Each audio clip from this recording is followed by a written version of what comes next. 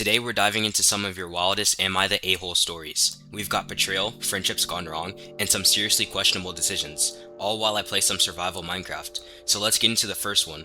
This story is titled, Am I the A-hole for calling out my mom's double standard between me and my sister? My mom called me a couple months ago and was basically venting about how frustrated she is with my sister. My sister is in her late 30s, still lives at home, and has been dating a much older man who apparently has no intention of proposing to her. From what my mom told me, the boyfriend basically said he had no plans to marry my sister and that she wasn't really his priority. My mom was really stressed out because apparently my sister was okay with this situation, but my mom wasn't. I asked her why her dad had to have the conversation with the boyfriend in the first place. She said it was because my sister is incapable of having that conversation herself, so they have to step in. I told her that if my sister is a grown adult and they don't like the choices she's making, they should give her the option to move out and live her life however she wants. If she wants to follow their advice, great. If not, she's an adult and can live independently. The reason I suggested this is because my entire 20s were basically filled with my parents threatening to kick me out, especially whenever I argued with them about my independence. I eventually moved out in my late 20s. One example, I was once threatened with having to move out if I didn't help them pay back the taxes on their house. I was basically told that if we lost the house, it would be on me. I ended up taking out a $13,000 loan to pay the government so we could keep the house. I was in my early 20s, that's just one example. Anyway, back to the present conversation. After I suggested my sister be given the option to move out if she doesn't want to follow their advice, my mom said, "No way, I don't want to do that. I could never do that to my children." And honestly, something in me just snapped. I felt really triggered, but more than that, I suddenly felt like I wasn't one of her children. I immediately said, "You're a hypocrite. Literally threatened to kick me out all the time," she said. "No, I never did that." I could not believe what I was hearing. I called her a liar and told her she absolutely did threaten to kick me out for years. Honestly, it felt like it happened on a quarterly basis. Then she said, "You deserved it," and hung up on me. At the time, I didn't think much of the conversation because this kind of thing is unfortunately not unusual with her. Anyway, my sister eventually dumped the guy a couple of days after that conversation, and after that, I noticed my mom and dad had stopped going to the family events, birthdays, and get-togethers.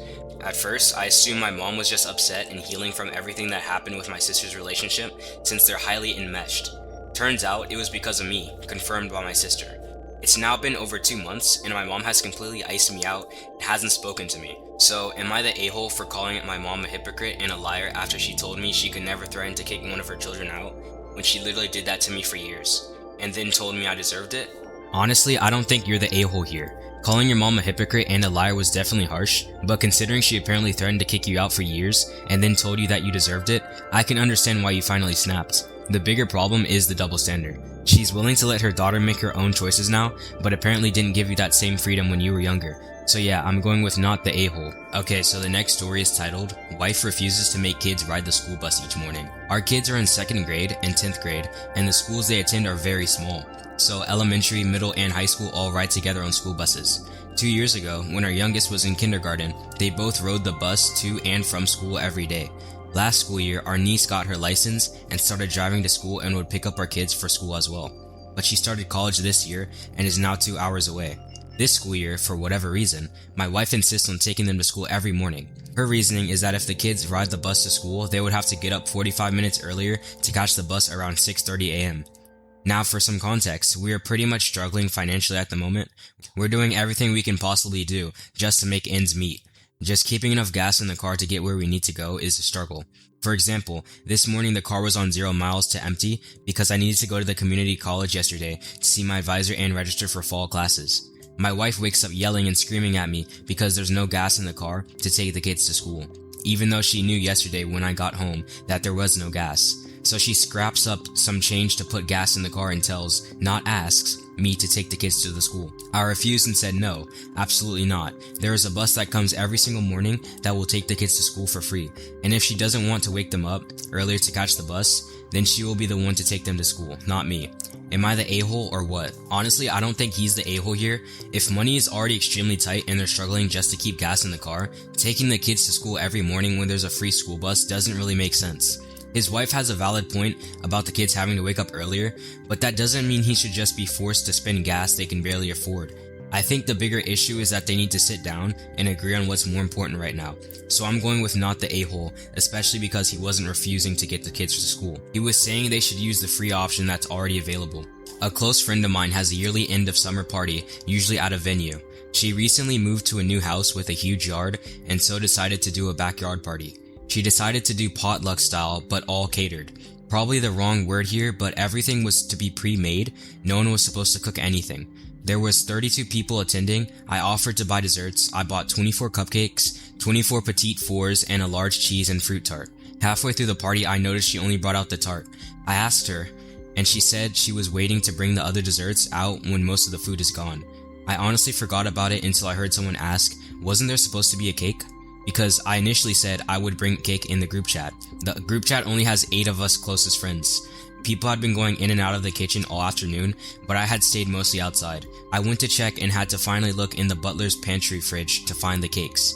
P.S. I've been through her pantry multiple times previously, and it's never been an issue.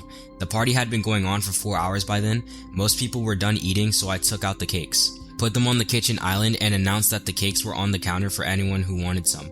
She didn't speak or react, but then pulled me aside later before I left and asked where I got the cakes because they were so good. I told her it's on the boxes because the store tapes their card to the boxes. She then says, but location is too far, which means she already read the card before asking me. She asked if I could buy more and bring it over tomorrow for the kids' party because she was hoping to save some for them, but it seems some people went back for seconds. Mind you, I live and the bakery about 2.5 hours away. I apologized and said I wasn't able to drive back tomorrow and the store requires large orders in advance anyway. Thought that was the end, but then she messaged me later that night that as the host, she really didn't appreciate me going into her pantry and breaking the cakes out, and that I should have waited for her to bring it out because we were going to do coffee and cake in the house once the backyard party wrapped up.